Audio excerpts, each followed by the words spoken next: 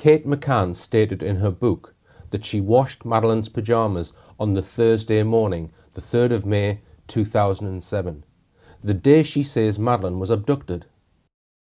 She said it was to wash away a tea stain. After Madeleine was reported missing, the McCanns gave the police a description of the pyjamas in which Madeleine was said to have been stolen from her bed. This photograph appeared in several British newspapers 6 days after Madeleine's reported disappearance. And because the image had been supplied to the press by the Portuguese police, people assumed it was a police photograph taken by the Portuguese police. The image is not, in fact, an official police photograph. It was supplied to the police by the McCanns or somebody associated with the McCanns. In the released Portuguese police files is a note by Detective Constable Markley of Leicestershire Police, written on or after the 8th of May, exhibiting a black and white copy of this photograph, among others, and headed "Information from the Family." About a month after the image was featured in the media on the 5th of June on Crime Watch, and again 2 days later at a press conference in Amsterdam, Gerry McCann held up the very same pair of pyjamas. We know they are the same because they share identical imperfections due to having been worn.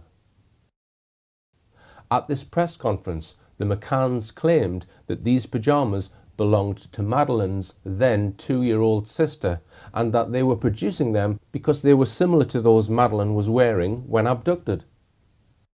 These pyjamas were most likely from the 2006 range of Marks & Spencer's Eeyore pyjamas, when Madeleine's sister was little more than 1 year old.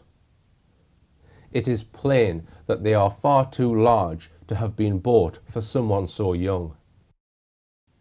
Even Madeleine's sister herself confirmed they were not hers. Gerry's brother, John McCann, speaking to the media days after Madeleine was reported missing, said that Kate was dressing her in a pair of her sister's pyjamas, and she exclaimed, "Maddie's jammies, where is Maddie?" So there are several lines of evidence that the pyjamas Gerry is holding up, which are the same pyjamas in this image, in fact belonged to Madeleine and not to her younger sister. These are the very same pyjamas that Kate McCann said she washed on the morning they said Madeleine was taken. So if Madeleine's pyjamas were not abducted, neither was Madeleine. The reasons why we now know these pyjamas belonged to Madeleine are explained in more detail in these two articles, an article by Madeleine McCann researcher Dr. Martin Roberts and one by Nigel Moore, and I'd like to thank them for their detailed research.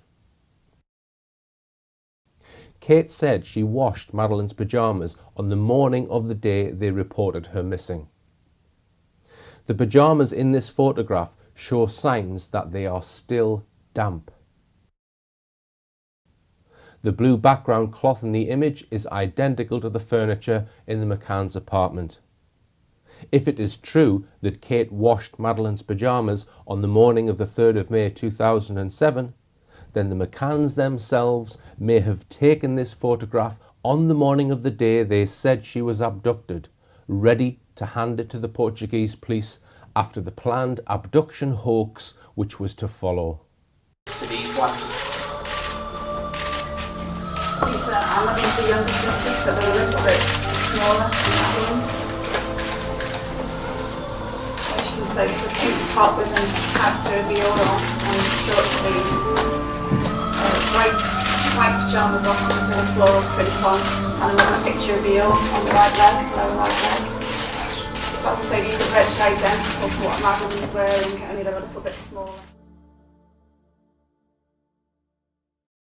This is my 4th release of films exploring the mystery of the alleged disappearance of Madeleine McCann and how Britain's mainstream media have for 10 years withheld from the public many key facts surrounding what happened. In my first set of films, I set out hundreds of facts which to me suggest Madeleine died in her parents' holiday apartment in Praia da Luz and that they, perhaps helped by others for whatever reason, covered up her death. I examined the findings of one of the world's top dog handlers, Martin Grime. His cadaver and blood dogs between them made 17 alerts to the past presence of a corpse and blood. I discussed the McCann's reactions to these dramatic findings. This is the first time that you give us a big interview, not being arguidos since then. So now I feel free to ask you this directly.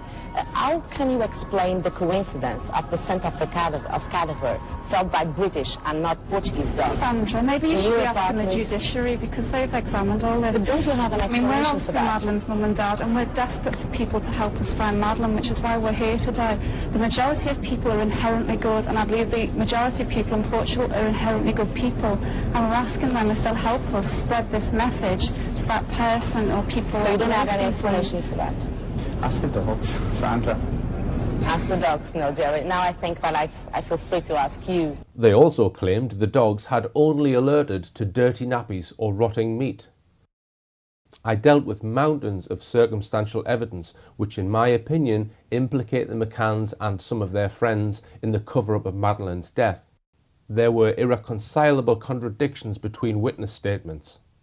In one case, with the alleged visit of the McCann's friend David Payne to the McCann's apartment at 6:30 p.m, the night Madeleine was reported missing, I identified no fewer than 20 contradictions. I noted several changes of story about the events of the 3rd of May. Whether the apartment was broken into or not, whether the patio door was left unlocked or not, whether the McCanns entered by the front door or not.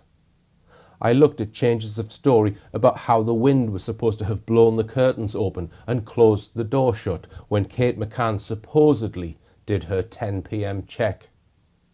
I also delved into the extraordinary range of individuals and agencies used by the McCann team for their private investigation.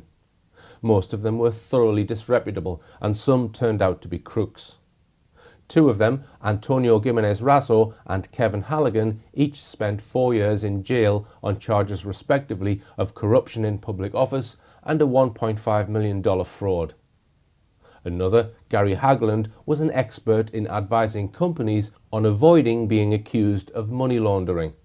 Others had connections with MI5 and the British security services. I then went on to examine the huge involvement of the British establishment in the case from day one. Tony Blair's chief media advisor, Clarence Mitchell, was on the case from the early days.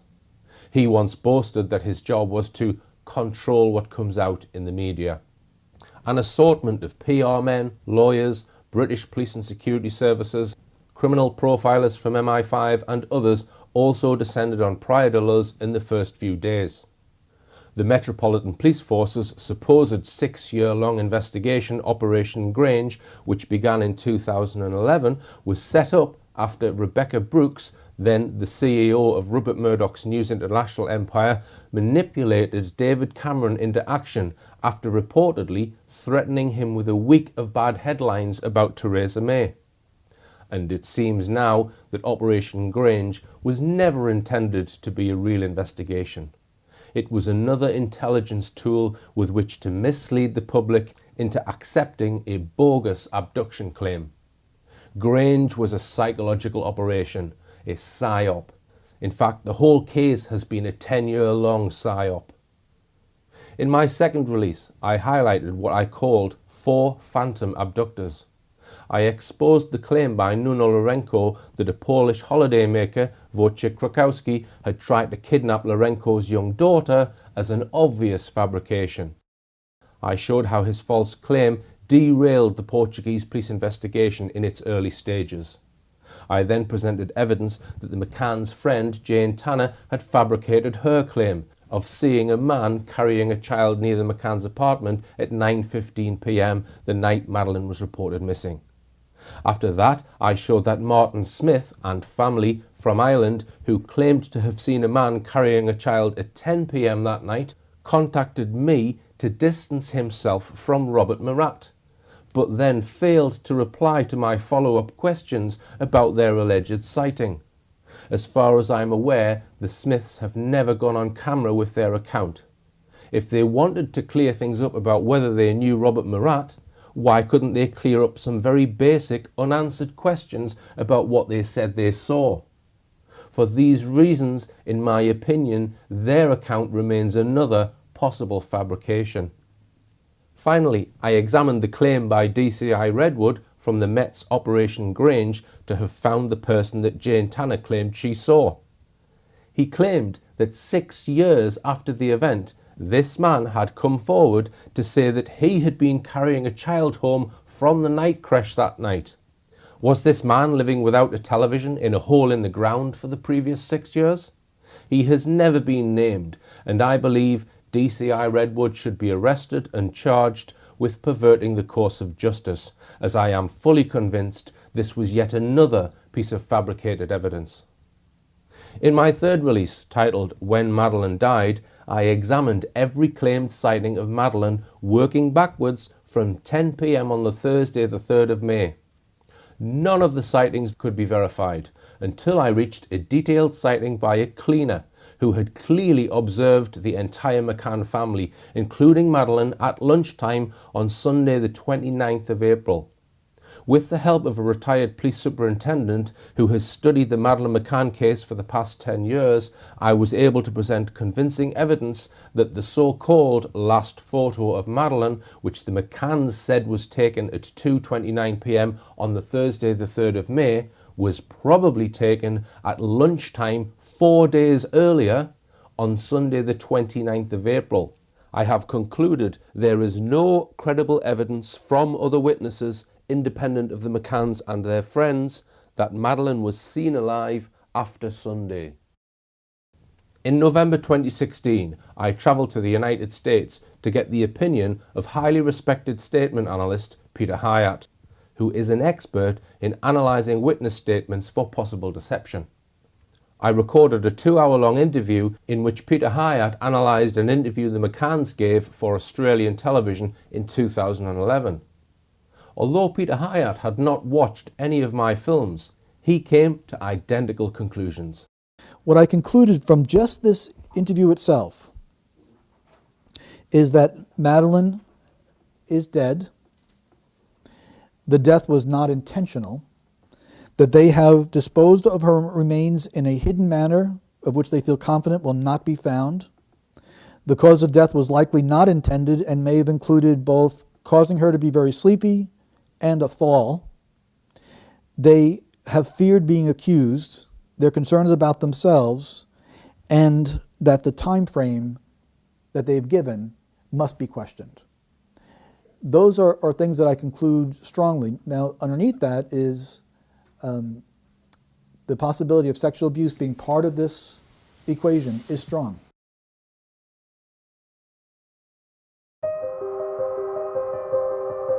In this release, my fourth set of films, I will deal with two issues I promised earlier to look at. One is the role of the initial chief suspect in this case, Robert Murat. The other is the issue of how Madeleine died and why it was covered up. I believe I have demonstrated in previous films that Madeleine died earlier in the week, and I believe that the McCanns, with the help from many powerful people and millions of pounds donated by the British public, have covered up her tragic fate. From now on in the film, I am assuming Madeleine died during the 2007 holiday and was not abducted. I will not specifically say each time alleged death or allegedly died. I will speak as though this is true, so that the narrative flows better. But I state now that the death is based on my own belief, which is based on the evidence I have revealed. It is not a statement of legal fact. There is no suggestion at all, by the way, that Robert Murat was involved in Madeleine's death. It is the extraordinary things that happened after her death that I shall be examining in relation to Robert Murat. Murat flew out to Portugal from the UK at 7 a.m. on Tuesday the 1st of May 2007. This is about a day and a half after the time when I believe Madeleine died, and 2.5 days before the McCanns reported Madeleine missing. Murat was born in London in 1973. At the time of Madeleine's reported disappearance, he was just 33 years old. His father, John Murat, was born in Portugal, but he was sent to England to be tutored at the Hillbrow School, an exclusive boarding school in Eastbourne. Later he went to Bradfield College, where he was a contemporary of comedian Tony Hancock. When Murat was less than 1 month old, his parents moved from England to Portugal, initially living near Lagos, where Mr. Murat Sr. pursued property interests. He died when Murat was 12. Murat's aunt and uncle, Sally and Ralph Everleigh, also live close by in Burgau. In my first Madeleine film, I filmed at their property, Salsalitas, which was subject to a long search by the Portuguese police following Madeleine's disappearance.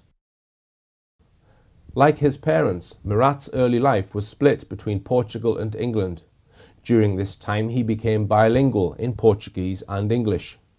His early education was at the English language Barlavento School and the International School on the Algarve coast. He was then sent to England to study, finally returning to a secondary school in Lagos until he was 16. Then he went back to England and lived with his maternal grandmother in Sidmouth, Devon for a spell. This unsettled to and fro way of life in England one moment and in Portugal the next may explain the very disturbing statement I am now about to read from.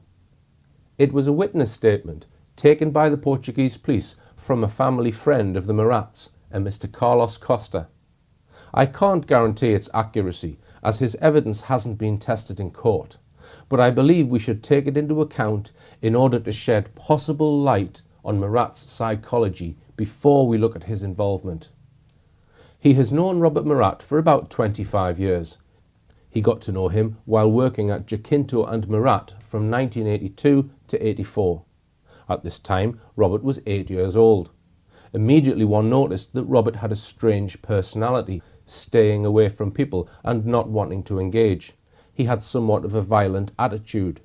He remembers an episode where Robert, on the veranda on the first floor of the firm, threw vases from that exterior without checking to see if anyone was underneath him. A neighbour told him that Robert had tried to have sexual relations with her mother's cat. The animal responded by scratching him on various parts of his body. These injuries were seen by the deponent, given that he, Robert, had visited the Castillejo beach in Villa de Bispo on various occasions. On one of these occasions, he saw Robert scratching at excoriations. He was told by L that Robert had killed the cat out of spite. He also states that he witnessed a macabre episode perpetrated by Robert. He saw him once again trying to have relations, this time with the family dog, who ended up being forced into the house, situated in Almedina y Las Velas. He states that when he went to the beach with Robert, he, Robert, would stay away from the rest of the group, about 15 to 20 metres, and not say a word to anyone the whole day. He also adds that a cousin of Robert, of British nationality, whose name he does not know, and who lives in his house, has suffered an assault by Robert. For this reason she left the home. These acts were hidden by Robert's mother, who protected him and who never punished him. At this point, Robert was 16 years old.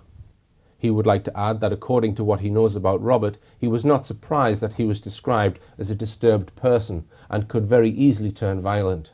He is also someone with a sadistic and deviant sexual personality, and who is also misanthropic. This is based on contact with him for 15 years.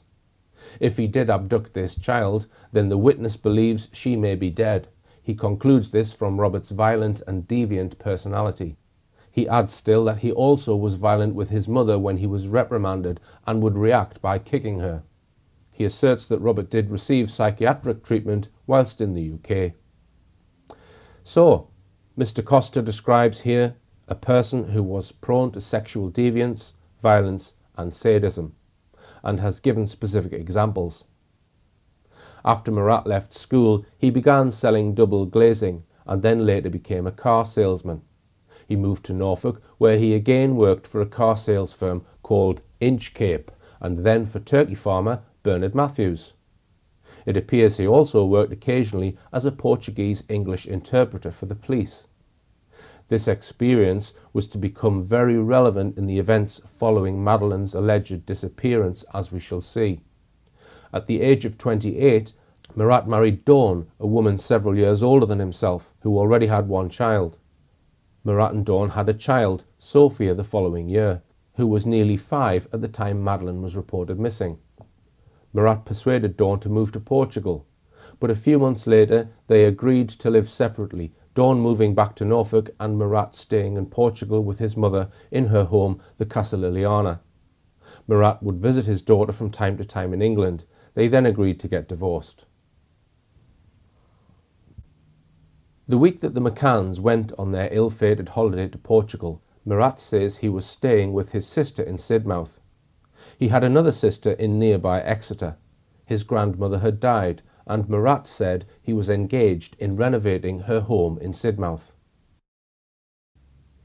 The events begin on Monday the 30th of April. That was the third day of the McCanns' holiday. It is also the very next day after what I said in my last film was the last credible sighting of Madeleine at lunchtime on Sunday the 29th of April. As my previous film showed, it is probable that Madeleine was already dead by the 30th of April.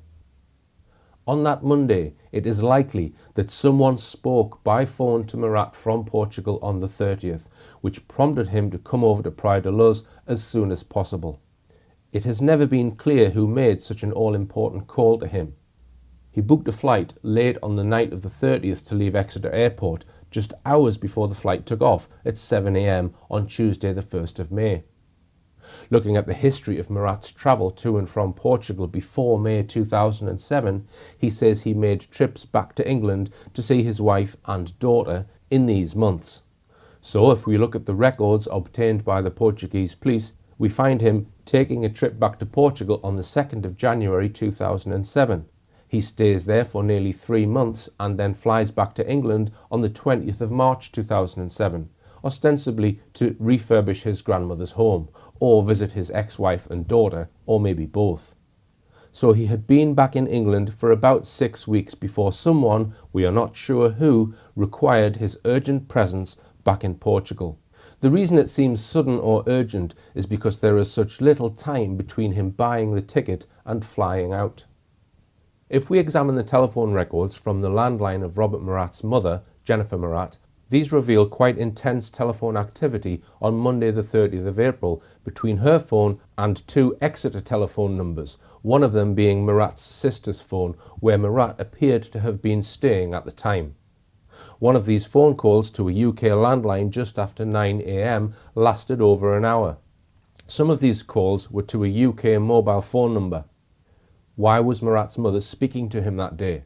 Or could someone else have made the call? Michaela Walchuk, his fiancée perhaps?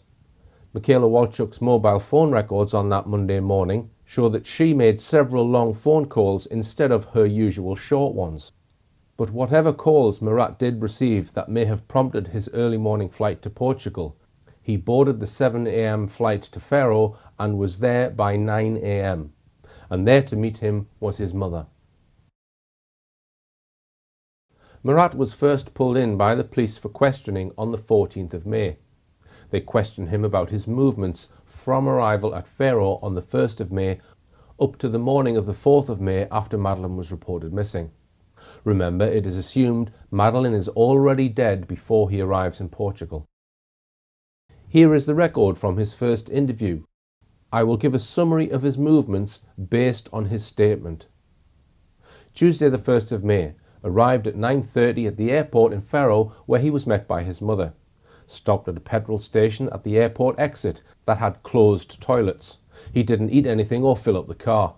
He then drove to the A22, where he stopped at the first service station on the way. He drank a latte coffee, as did his mother. He ate a meat pie, and his mother had a cheese and ham croissant. Soon after that, they went directly to Casa Liliana in Praia da Luz, where he arrived between 11:30 and noon. Without unpacking his suitcase or entering his home, he went in the VW to see Michaela, his fiancée, at the house in Lagos where she lived with her husband, Luis Antonio, arriving between 12 and 12:30, where he took some gifts for both her and her daughter. Michaela and Luis Antonio were in the process of divorcing. He remained in her house, he thinks, until between 3 and 3:30 p.m, talking with the entire family, including the child's father, Luis Antonio. He then drove himself home, where he arrived at 4 p.m. He does not remember having gone to another place before arriving at his mother's house. Once at home, he does not know if he went out again that day. Wednesday the 2nd of May. He got up at around 9 a.m. and left home between 10 and 10:30 a.m. He went to Lagos in the VW to Michaela's, where he arrived at 10:40. He entered her house and she was alone. He remained there for a short time talking. They left there and went in the VW to the centre of Lagos. He parked in a street and went to the home of Francisco Pagaret, his lawyer, who was not there, but Pagaret's girlfriend was there. Next, he went to meet his future real estate partners in their store called Putos Graudos, located in Lagos, whose current line of business is the sale of clothing, owned by Jorge Silva. After the meeting in the store, he went to a cafe with Michaela, Jorge Silva and Jorge's son Jason. Soon after this, they went to another cafe located in Lagos Marina, which was less noisy, where they talked about business. He had a latte to drink, but does not know if the others did. The bill was paid by Michaela in the first cafe, and he has no idea who paid in the second. They remained in the second cafe until between 10 to 2 and 2 p.m. After the marina, they walked back to the VW, and he then had lunch in the Bembom restaurant in Lagos, this time only with Michaela. They arrived just after 2 o'clock. He ate roast meat, and lunch ended between 3:15 and 3:20. They then went to the school to pick up Michaela's 8-year-old daughter, arriving at around 3:25. They then went back to the home of Pagaret, who this time was present. They spoke with Pagaret about Murat's divorce and about building properties while standing next to the VW. He and Michaela then returned to Michaela's house in Lagos with her daughter. He remained in the apartment with Michaela and her daughter for a long time. Her husband Louis arrived by 9 p.m. or shortly after, when they were having dinner of pork or turkey. He left Michaela's home at between 10:30 and 11 p.m. in the VW and went to his mother's house in Praia de Luz, parked the vehicle in front of the house, spoke with his mother who was awake, played cards on his computer and went to sleep between 1 and 1:30 a.m. He remained at the house until the next morning. Thursday the 3rd of May. He woke up between 8 and 9 a.m, took a bath, dressed, drank some tea, then left the house in the VW at 10. He presumes he went to Lagos to see Michaela. He does not know where he parked the VW. He went up to her apartment, rang the bell, Michaela opened the door. Only Michaela was at home. They talked about the website for their real estate project in the lounge and in the kitchen for quite some time. They left the apartment at around noon in the VW, taking the roads towards Portimao. Before Odexer, they went round the access roundabout to the A22. 10 to 15 minutes after leaving the apartment, they came to the petrol pumps of the Galp M24 service station on the A22, where they had lunch. They left the service station and returned to the apartment, where they once again spoke about various things. They collected Michaela's daughter from school in the VW at 3:30 p.m, and the three were then met with Jorge Silva and his son. He does not know where, but believes it was at the Lagos Marina. There they went into a cafe whose name he can't recall. It was next to a play area for children where Michaela's daughter played. They spoke about Ramajan, their new business venture, and the meeting finished late, he thinks between 6 and 7. Everybody left together, went to the VW, which was parked in the car park at the rear of the marina. They gave a ride to Jorge Silva and his son, dropping them off at the bus station next to the CTT in the city, arriving between 7:15 and 7:30. He parked the VW in front of the house and does not recall if his mother was at home when he arrived, but he thinks so, because it was late for her to walk the dogs, as she usually leaves at 5 and returns at 7. After entering the house, he may have drunk tea and watched television. He may also have read a newspaper. He talked with his mother about Ramajan, ate a ham and cheese sandwich, sitting in the kitchen with his mother, until between 10 and 11 p.m. Contrary to what he said originally, he was not with Michaela when she went to a Jehovah's Witness meeting between 8 p.m. and 10 p.m. This is why he didn't phone her, because she turns her phone off in the meetings. He doesn't know if he called her after 10 p.m, but accepts that is a possibility. He was at home with his mother when at 10:30 p.m. or a little later, he heard the siren of an ambulance or police. He commented on that to his mother. However, he did not leave the house to investigate. He did not leave again until the next morning, having gone to bed around midnight.